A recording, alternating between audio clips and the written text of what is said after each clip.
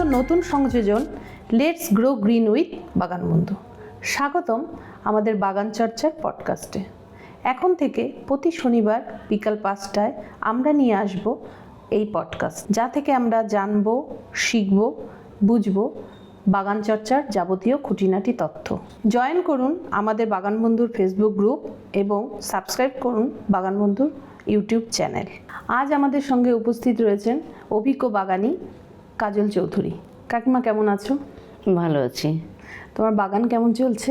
এই বয়সে যতটা চলার তার থেকে বরং বেশি ভালোই চলছে। আচ্ছা, তোমার কাছ থেকে সত্যি শেখার আছে যে তুমি এই বয়সেও খুব সুন্দরভাবে বাগান করছো। লেবু জাতীয় গাছ বলতে ঠিক কোন গাছকে বোঝানো হয়? লেবু গাছ বলতে কাগজি লেবু, গন্ধরাজ লেবু, বাতাবি লেবু, কমলা লেবু, মৌসুম্বি, এগুলো সবগুলোকেই বোঝায়। আচ্ছা, এই পাতি লেবু, কাগজি লেবু, মালটা, কমলা লেবু এগুলো কি সব একই জাতীয়? না, কোনোটা এদের মধ্যে মিষ্টি। পার্থক্যটা হলো কমলা লেবু, তারপরে মালটা, মৌসুম্বি, এইগুলো মিষ্টি হয়। এগুলো সাধারণত ফল হিসাবে খাওয়া হয়। আর লেবুটা তো মানে ভাতের সঙ্গে বা শরবত করে লেবুটা খাওয়া যায়, পাতি লেবু বা কাগজি লেবু। আচ্ছা, এই লেবু গাছ কোন সময় লাগানো হয়, মানে আদর্শ সময় কোনটা? আদর্শ সময় বসন্ত, বর্ষা। আচ্ছা, তুমি তো বললে যে বর্ষাকালে আর বসন্তকালে হচ্ছে লেবু গাছ লাগানো হয়। এই দুটো সময়ই কেন? এই দুটো সময় এই কারণে যে শীতকালে যে কোনো গাছই বাড়তে একটু সময় লাগে, দেরিতে বাড়ে। আর বসন্তকালে এদের গ্রোথটা বেশি হয়। আর বর্ষাকালে হয় এই কারণে যে বর্ষার যে জলটা, সেই জলে অনেক খনিজ পদার্থ থাকে। হ্যাঁ, যার জন্য বর্ষাকালটা মানে পাতা টাতাগুলো সতেজ হয় এবং খুব তাড়াতাড়ি বৃদ্ধি হয় গাছের। যার জন্য এই সময়টাই আমরা বেছে নিই। অন্য সময় হয় না তা না, হয়, কিন্তু এই সময়টা হলে বেশি ভালো হয়। আচ্ছা, গ্রাফটের গাছে তাড়াতাড়ি ফল আসে না এমনি বীজের গাছ থেকেই তাড়াতাড়ি ফল আসে? গ্রাফটের গাছে অবশ্যই তাড়াতাড়ি ফল আসে এবং ফলের পরিমাণও অনেক বেশি হয়, কোয়ালিটি খুব ভালো হয়। আর বীজের গাছ থেকে হয়তো ধরে, কিন্তু সংখ্যায় কম হবে। এবং সবচাইতে যেটা সমস্যা হয় বীজের গাছে, সেই ফলটার চামড়াটা মোটা হয়। আচ্ছা, এটাই পার্থক্য। আচ্ছা, এই লেবু গাছটি মানে মাটির টবে ভালো হয় না মাটিতে ভালো হবে? মাটিতে অবশ্যই ভালো হয়, কিন্তু আমরা শহরে মানুষ, আমাদের জায়গা খুব কম এখন, তার জন্য বাগান ছাদেই করতে হয় এবং টবে করি আমরা। সেটা গামলাতেও করা যেতে পারে, কিন্তু গামলাতে একটু অনেকে তো প্লাস্টিক টবেও করে। হ্যাঁ, প্লাস্টিকের থেকে প্লাস্টিকে একটু অক্সিজেনটা মানে ভেতরটাতে যেতে একটু সমস্যা হয়। মাটির টবে অনেক ছোট ছোট ছিদ্র থাকে, সেই অক্সিজেনটা ভালো মতো নিতে পারে, যার জন্য মাটির টবটাতেই আমরা বেশি প্রেফার করি। এই গাছের জন্য কতটা রোদ প্রয়োজন? গাছের জন্য, লেবু গাছের জন্য পুরো রৌদ্রটাই দরকার। আচ্ছা, অতিরিক্ত রোদে পাতা পুড়ে যাবে না? না, এটা পাতা পোড়ার কোনো ব্যাপার নেই, ও রৌদ্রটাকে পুরো নিতে পারে। আচ্ছা, অনেকে বলে লেবু গাছে ফুল আসে না, ফল ধরে না, এটা কি কি কারণে হতে পারে?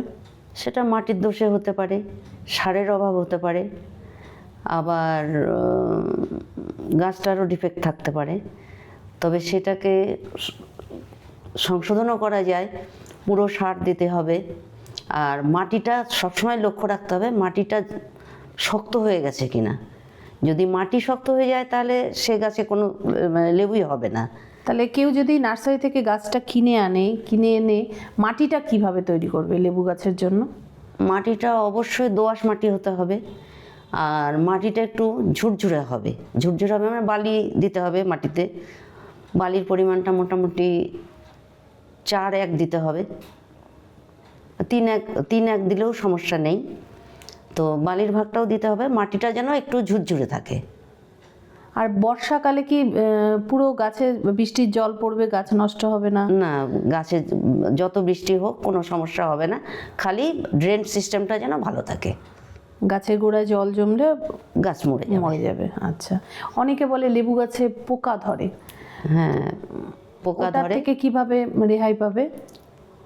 ওটা সাধারণত দেখা যায় যে বর্ষাকালে বেশিরভাগ দেখা যায় ওই পাতার উপরে পুরো একটা দাগ হয়ে যায় সাদা, এবং পাতাগুলো কুঁকড়ে যায়। এবার ওটার একটাই পথ, যদি বেশি কুঁকড়ে গেল তো সেই পাতাটাকে কেটে বাদ দিতে হবে, ডালটাকে। আর আমরা তো সাধারণত মানে রাসায়নিক ঘরোয়া টোটকা করেই আমরা গাছগুলোকে ভালো করি।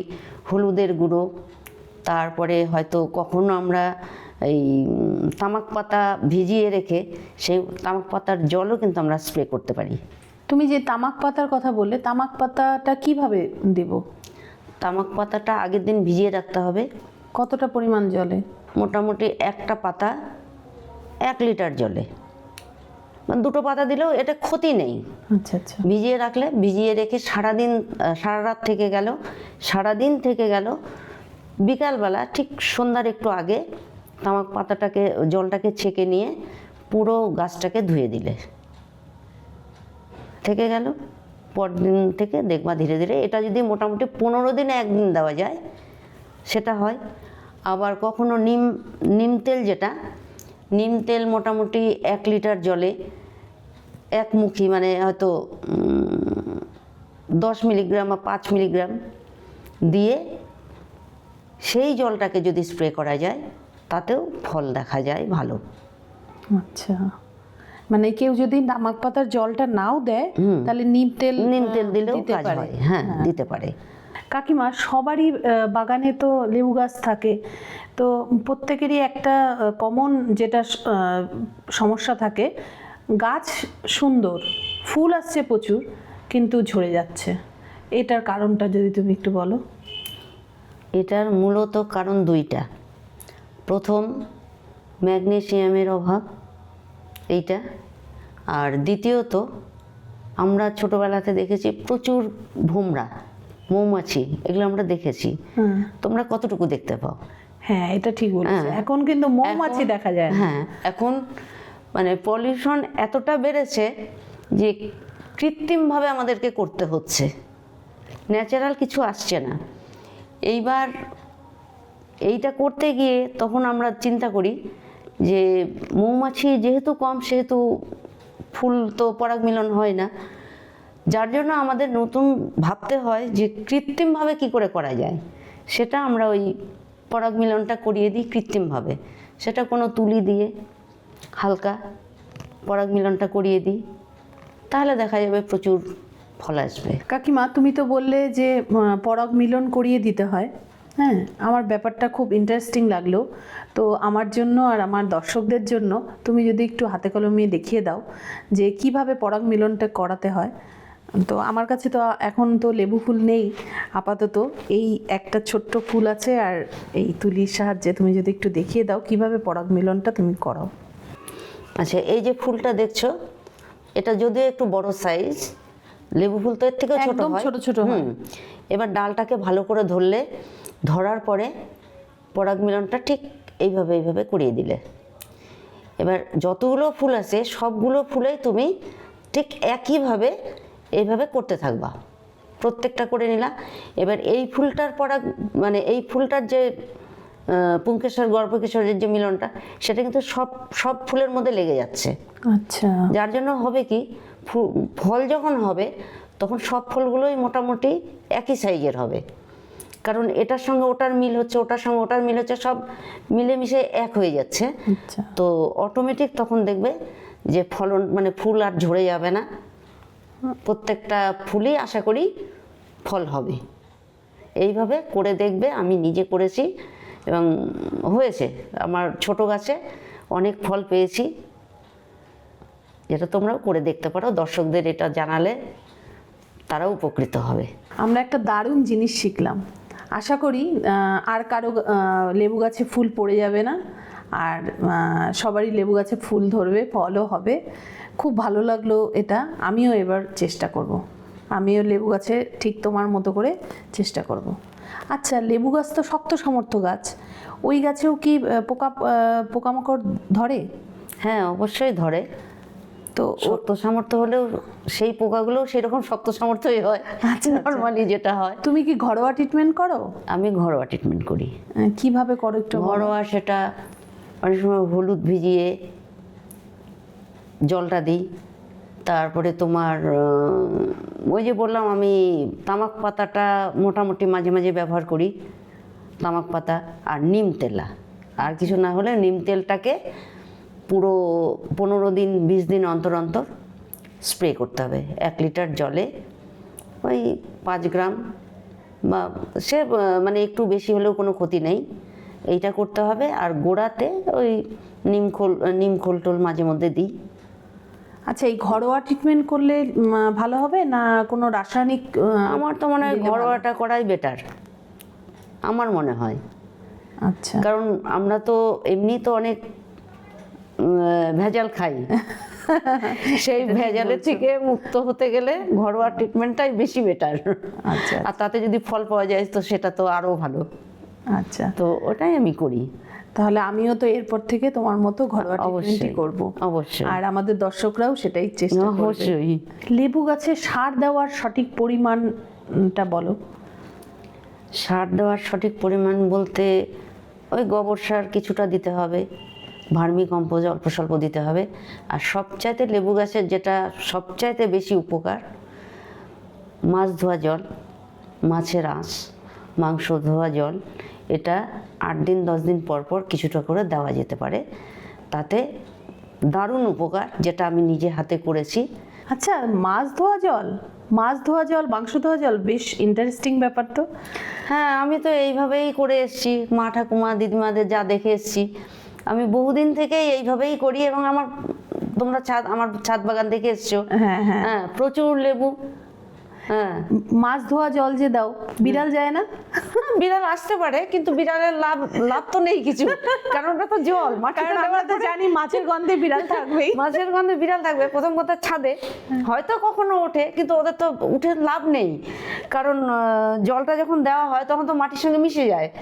আচ্ছা, এবার মিশে গেলে তো ওর খাওয়ার কিছু থাকে না, যার জন্য ওই গিয়ে ঘুরে টুরে আসবে আর কি। বেশ মজা লাগছে, তোমার কাছ থেকে অনেক কিছু নতুন শিখলাম। হ্যাঁ, আমি এটা এই তামাক পাতা, তারপরে পরাগ মিলন, মাছ ধোয়া, মাংস ধোয়া জল, এরপর থেকে আমরাও তাই করব।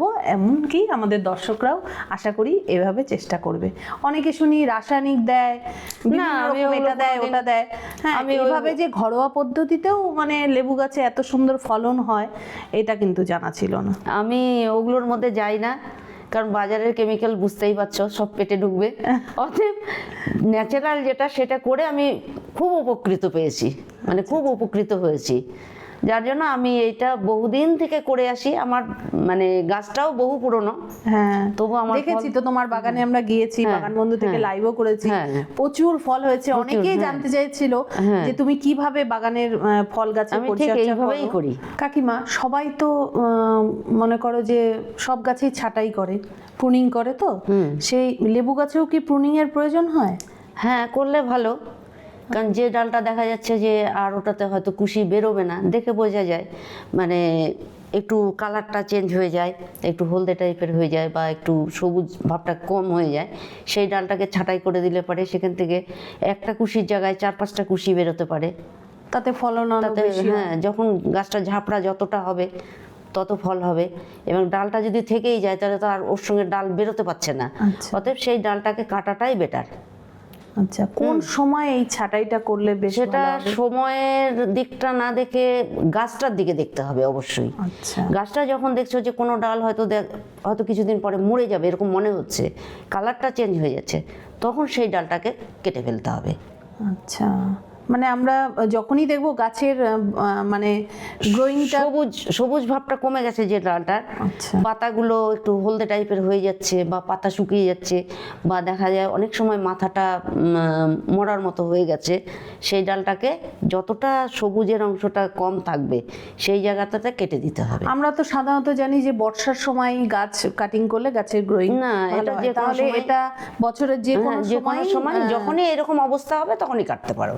আচ্ছা, আচ্ছা, তাতে মানে অনেকে আবার গাছের ডালপালা কাটতে একটু মায়া করে, না, কি হয়? কিছু কিছু ক্ষেত্রে মায়া করলে চলবে না। আচ্ছা, ভালো কিছু ফল কিছু পেতে ক্ষেত্রে গেলে? যেমন যদি গোলাপ তুমি চাও, তাহলে শীতের আগে যে কুড়িগুলো আসবে সেই কুড়িগুলোকে তোমাকে ছাঁটাই করে দিতে হবে।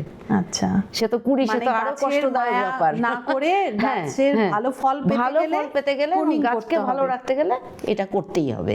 আচ্ছা, তোমার কাছ থেকে তো শিখলাম যে লেবু গাছের যত্ন কিভাবে করতে হয়। তো তুমি একটু বলো যে নতুন বাগানি যারা, তারা কি কি কাজ করবে না?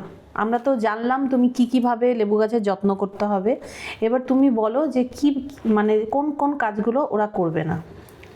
প্রথম কথা, প্লাস্টিকের গামলা যদি হয়, এটা অবশ্যই মাথায় রাখতে হবে, প্লাস্টিকের গামলায় অক্সিজেন ঢুকতে পারে না। এবার শেকড়গুলো যখন হবে তখন তো পুরো শেকড় দিয়ে বন্ধ হয়ে যাবে। মাটির টবেও ঠিক শেকড় হয় ঠিকই, কিন্তু সেই শেকড়গুলোকে ছেটে ফেলে দিতে হয়।